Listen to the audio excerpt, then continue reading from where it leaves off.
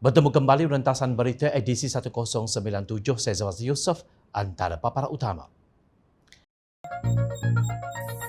Kegilaan kepada Musangking, anak Kelantan dipinggirkan.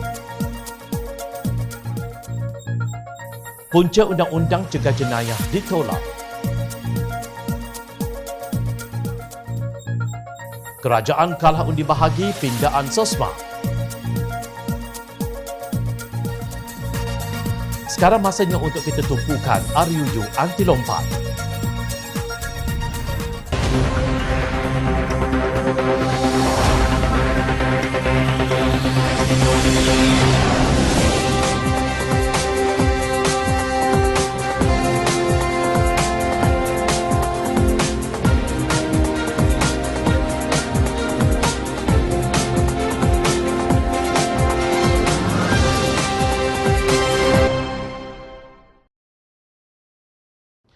Assalamualaikum dan salam sejahtera.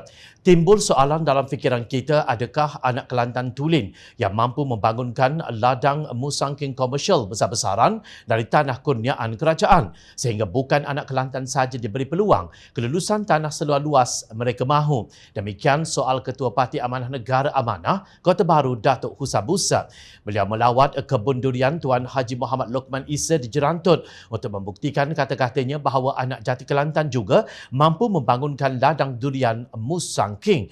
Muhammad Lokman adalah bekas pengurus pusat operasi Lembaga Pemasaran Pertanian Persekutuan Fama Wilayah Pahang Barat. Menurut Husam, selain berkebun Musangking dengan jaya sejak 2014, beliau adalah antara pengasas teknologi sejuk beku durian sejak 1995.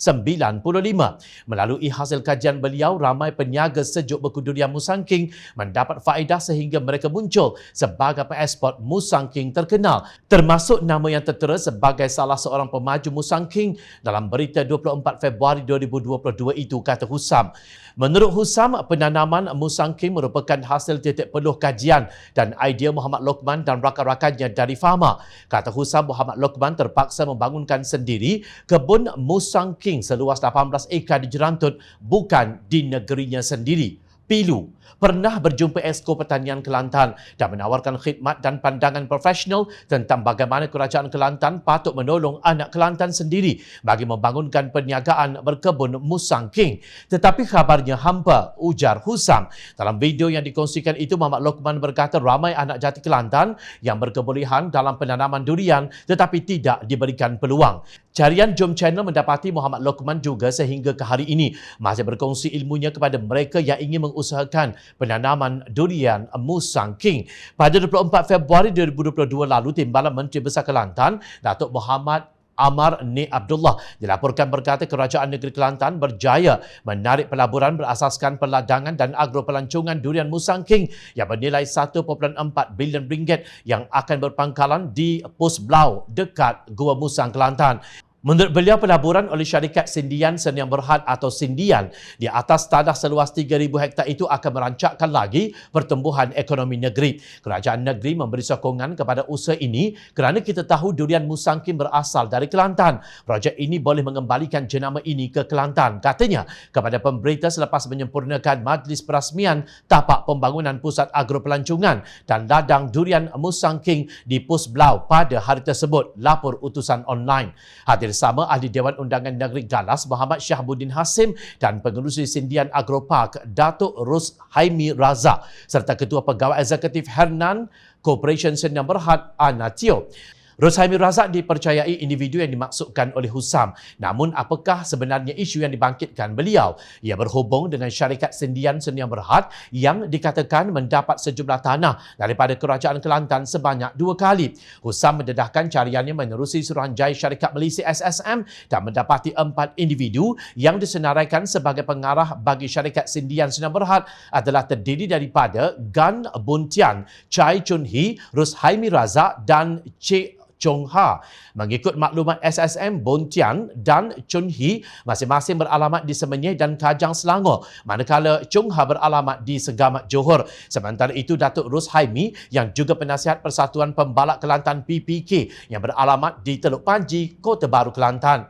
Ikut berita yang bertarikh 25 Februari 2022, Timbalan Menteri Besar Kelantan menyebut peladangan musang king seluas 7,500 ekar di Gua Musang itu dikendalikan oleh syarikat Sindian Sendirian Berhad. Ikut rekod SSM yang sama, Sendirian Berhad ada membuat charge atau gadaian dari tanahnya di lodging seluas 9,588 ekar. Bijak Kerajaan Kelantan, bertuah rakyat Kelantan atau bertuah Sindian? Sindir Husam. Isu ini dibangkitkan bukan kerana resis tetapi kerana keadilan dan kesaksamaan dalam melayan tuntutan rakyat negeri Kelantan. PAS diketahui umum amat membenci DAP, khususnya kaum Cina dalam parti itu. Tiba-tiba kerajaan yang diterajui PAS menyerahkan ribuan hektar tanah Kelantan untuk diusahakan kepada kaum Cina, bukan anak jati Kelantan. Tidak hairan apabila tindakan itu dipertikaikan. Kabarnya parti perintah Kelantan sekarang bersemangat Melayu Islam. Tak malu ke kerajaan Kelantan, kayakan bukan anak negeri sendiri sahaja, tempelak Husam. Inikah pelaburan yang dibanggakan oleh kerajaan negeri Kelantan? Tebang ribuan hektar hutan yang kaya dengan diversiti fauna dan flora dan digantikan dengan musang king. Mungkinkah kancil boleh hidup berkeluarga di dalam ladang musang king itu untuk menjadi makanan harimau di hari kemudian? Jika sekiranya kita cintakan keamanan, sudah tentu kita akan menerima pakai undang-undang yang mencegah keganasan dan juga jenayah. Tetapi kenapa Pakatan Harapan menentangnya seperti mana Akta Keselamatan Dalam Negeri 1960 ISA yang sudah dimansuhkan? Jom channel merentas puncanya. Menurut rancangan Malaysia ke-12 RM ke-12, Akta Kesalahan Keselamatan, Langkah-Langkah Khas 2012 SOSMA, Akta Hasutan 1948, Akta Pencegahan Jenayah POKA, Akta Pencegahan Keganasan POTA, Akta Mesin Cetak dan Penerbitan 1984 dan Kan Keseksaan 1957 akan dipindah bagi meningkatkan keselamatan dan ketenteraman awam. Justru apa yang dituntut oleh Ahli Parlimen Pembangkang khususnya Pakatan Harapan ialah untuk kerajaan memenuhi janji RMK-12. Namun sebaliknya, Menteri Dalam Negeri Datuk Seri Hamzah Zainuddin mencadangkan untuk melanjutkan Subsection 4/5 SOSMA 2012 bagi tempoh 5 tahun lagi dengan janji bahawa ia tidak akan digunakan ke atas pembangkang. Bagaimanapun, pemimpin Pakatan Harapan tidak percaya bahawa akta yang dianggap zalim itu tidak akan disalahgunakan ke atas pemimpin politik yang menentang kerajaan. Ahli Parlimen Pulai Datuk Seri Salahuddin Ayub berkata beliau terkilan apabila Hamzah mendakwa mereka yang menolak akta itu tidak sayangkan negara. Salahuddin mengingatkan bahawa kerajaan telah membuat janji yang sama dengan ISA selama puluhan tahun. Janji menteri berkenaan ketika itu tidak ada orang-orang politik yang akan diambil tindakan menggunakan ISA kerana ia untuk mempertahankan negara daripada ancaman komunis, kata Salahuddin. Namun rakan-rakannya dalam pembangkang seperti Abdul Khalid Samad, Muhammad Sabu, Lim Guan Eng dan Datuk Seri Anwar Ibrahim telah dizalimi ketika ditahan menggunakan ISA sedangkan mereka adalah ahli politik. Beliau juga mendakwa terdapat ahli politik yang memainkan agama dengan menggunakan ayat-ayat suci Al-Quran untuk menghasut rakyat tetapi tidak pula diambil tindakan oleh pihak kerajaan. Timbalan Presiden Amanah itu berkata pihak Pakatan Harapan mahu membuat review terhadap SOSMA bukan menghapuskannya kerana memahami bahawa negara memerlukan undang-undang untuk membantras keganasan dan ekstremis kaum dan juga agama. Namun, kata Salahuddin, kuasa politik perlu dipantau agar mereka yang ditahan tidak dizalimi.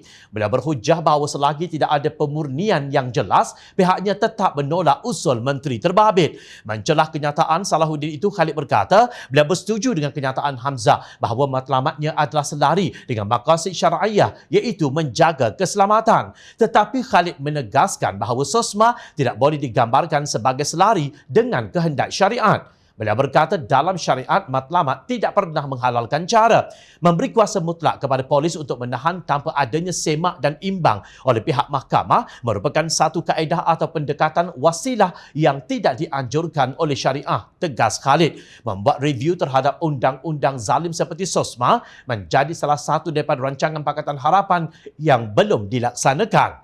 Justru apabila kerajaan yang tiada majoriti kukuh berhasrat untuk sekali lagi melanjutkan SOSMA selama 5 tahun, sudah pasti motifnya diragui. Lebih-lebih lagi, negara akan berhadapan dengan pilihan raya umum ke-15 tidak lama lagi yang pastinya akan menjadi amat sengit setelah gerombolan yang digelar kluster mahkamah kelihatan begitu terdesak mahu ia disegerakan.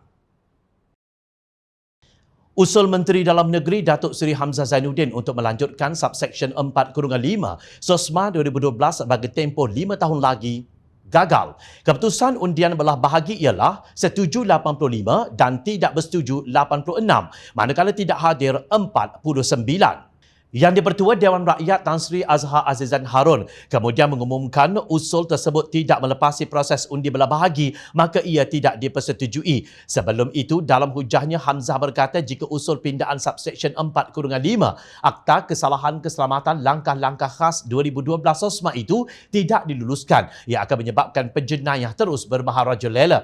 Menurut beliau, pindaan melanjutkan tempoh kuat kuasa subsection 4-5 selama 5 tahun lagi mulai 31 Julai depan itu bagi memberi ruang sepenuhnya kepada polis untuk melaksanakan peranan mereka. Sebagai individu yang sayangkan negara dan keamanan, pasti akan memberikan ruang yang secukupnya kepada pihak PDRM dalam melaksanakan peranan mereka. Oleh yang demikian, Akta Kesalahan Keselamatan Langkah-Langkah Khas 2012 adalah mekanisme terbaik dalam menangani ancaman keselamatan.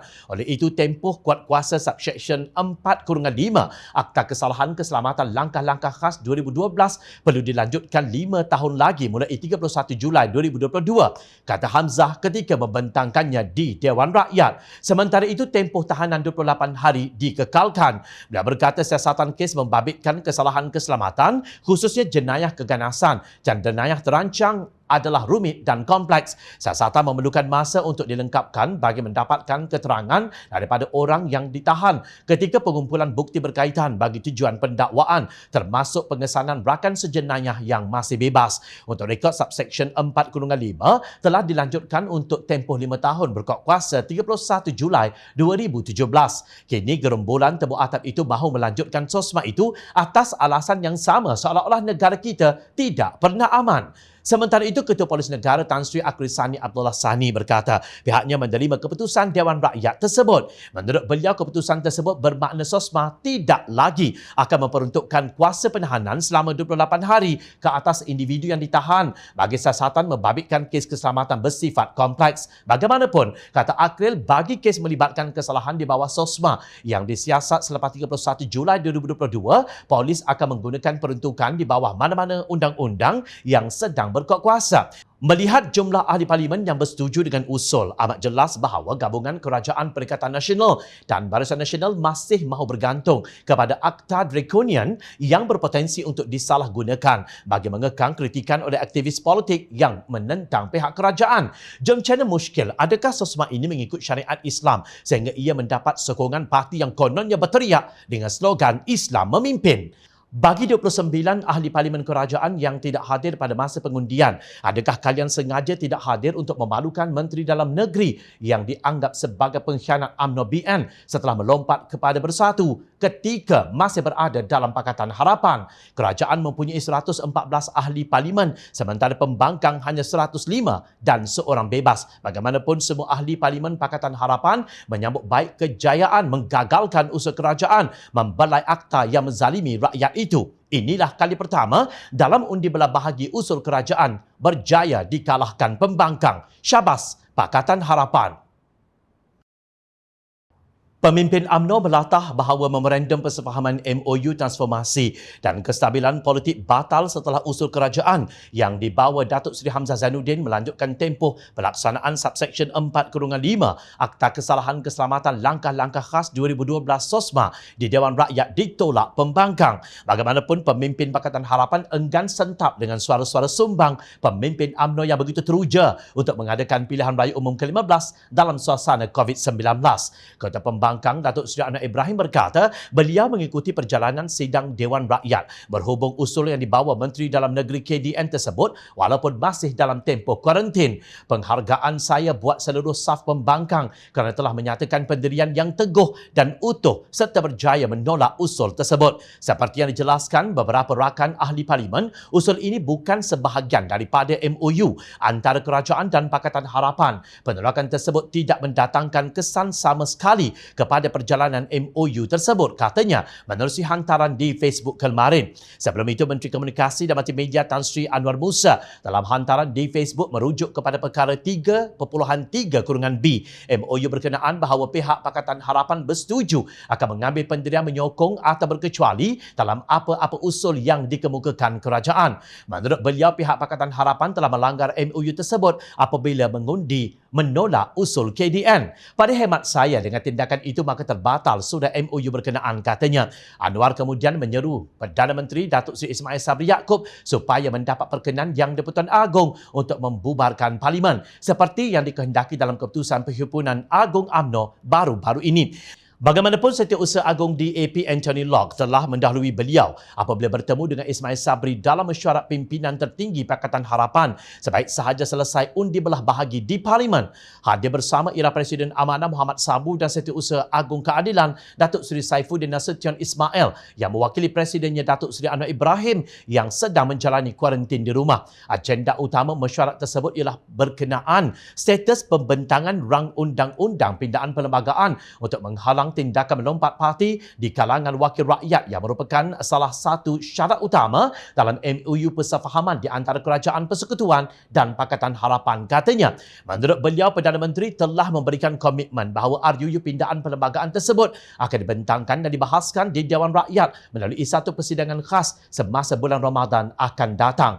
Kami memberikan komitmen penuh bahawa pihak Pakatan Harapan akan memberikan kerjasama untuk memastikan pindaan perlembagaan tersebut dapat diluluskan dan melarang sebarang tindakan lompat parti, tegas Anthony. Namun Presiden UMNO Datuk Seri Zahid Hamidi masih meracau dengan menggunakan perkara 3 dalam MOU, sedangkan usul KDN tersebut tiada kaitan kerana tidak pernah dirunding dengan Pakatan Harapan terlebih dahulu. Mengulas lanjut, Zahid berkata kerajaan mesti mempunyai majoriti tersendiri, majoriti yang kuat dan tidak mengharapkan ihsan serta budi bicara pembangkang. Kerajaan seperti dalam kedudukan sekarang tidak akan dihormati, tidak stabil dan tidak akan berupaya untuk mengemukakan dan menjayakan dasar yang baik dengan lancar. Yang pasti apa yang berlaku ini, kegagalan usul SOSMA 2012 adalah sesuatu yang memalukan kerajaan. Ia adalah aib yang menuntut kita untuk mengukuhkan diri dengan cara yang strategik dan segera, katanya. Kelakar. Kalau Zahid tahu malu dan komited agar usul KDN itu lulus, kenapa beliau sendiri dan rakan kluster mahkamahnya, Datuk Seri Najib Tun Razak serta 27 ahli parlimen pihak kerajaan tidak hadir ke parlimen semasa undi belah bahagi dijalankan?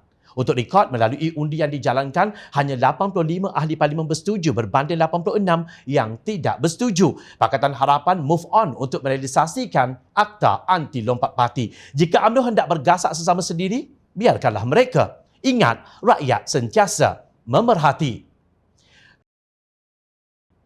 Teruskan bersama kami di Jom Channel dan layari portal jomchannel.net untuk mendapatkan berita politik tanah air. Saya Zawazi Yusof. Terima kasih untuk perhatian. Assalamualaikum. Salam sejahtera.